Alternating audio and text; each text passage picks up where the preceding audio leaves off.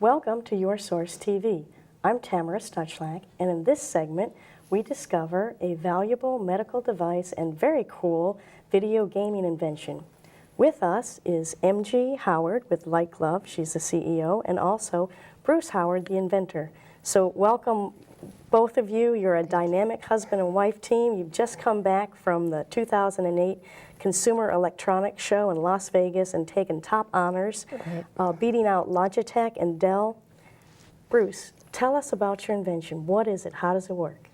LightGlove is a new input device. It senses the hand with invisible infrared light. So it senses the shape of the hand and detects buttons, finger buttons, just as though there's a physical device beneath your hand.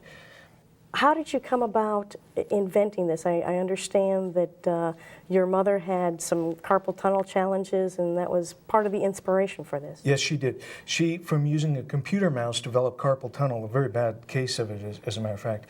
And I knew there had to be a better way.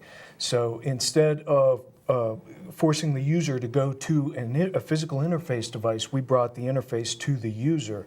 And because it senses the shape of the hand dynamically, it is comfortable for all users of any hand shape or size. Right. Had you been involved in electronics inventions, and is this something that you had always been doing, or? Well, I'm an electrical engineer and I have a background in radio design, and so I had the technology well positioned to go ahead and develop something like this, but there's nothing quite like creating an invention, and that's the creative aspect to this that I really relish the most. In MG, there's so many valuable medical uses for this and people that can be helped. Spinal injuries, ALS, Parkinson's. Talk a little bit about that, how you see this being, making a difference in people's lives. Well, it's actually, it's a two-prong approach as far as the medical applications.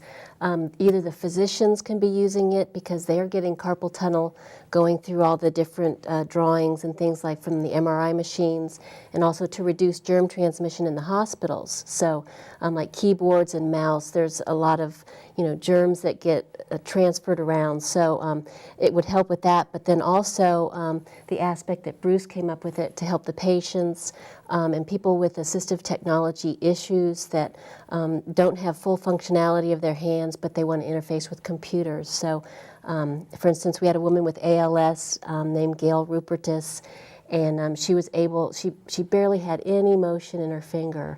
And so you're also wearing the device. Both of yes. you have the device on. Right, and she barely had any motion in her finger, and yet she was able to turn on a light, which to some people they're like, well, who cares about that? But to somebody like her, she would be able to communicate longer, because usually when you have ALS, you have very small amounts of motion. So things like that mean a lot. Also for soldiers coming home that have difficulty moving their hands and stuff. We'd love to have these at all the Fisher House and Walter Reed, and just to help people in a rehabilitative process also. So this device can be used to manipulate as a cursor any electronics. Bruce, talk Absolutely. a little bit more about that, because there's so many uses even just in this medical field. Well, because it's a virtual controller, we can switch in between modes with a simple gesture. So we could be a wireless mouse, we can be an on-screen keyboard, we can play games obviously with it, and it's because it's comfortable and ergonomic. It allows users to change hand position over the course of use.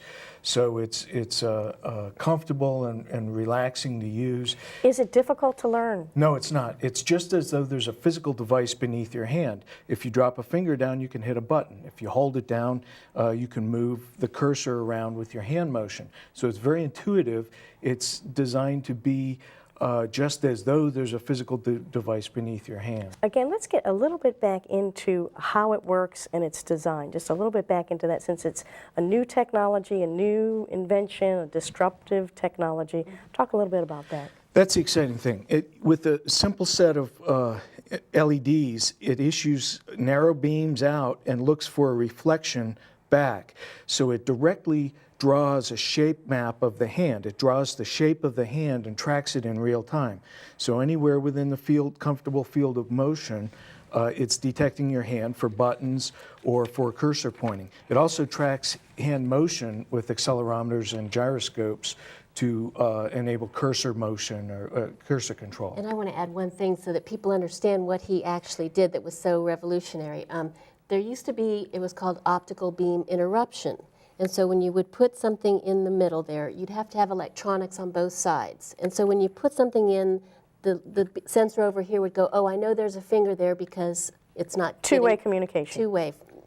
So what he realized is, well, if you put everything on one place, you would not need electronics on both sides, and it would just bounce off of it and back. It's called optical beam reflectance. So it's reflecting back rather than interrupting. So that was the huge aha moment. And because it issues its own lights, it's not dependent upon ambient lighting. Or cameras pointing at you or Right. anything like that. So it's kind Travels with the hand. of right.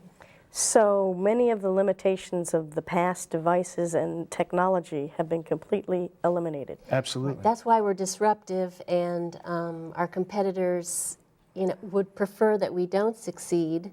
So, and most people would have given up by now because we've brings a hung in control there. back to the user's hands, so the hands are free to be in a comfortable position to change over the course of use, and it travels with the user. So as we do ordinary day-to-day things like rifling papers or drinking coffee or what have you, you don't have to let go of the control device.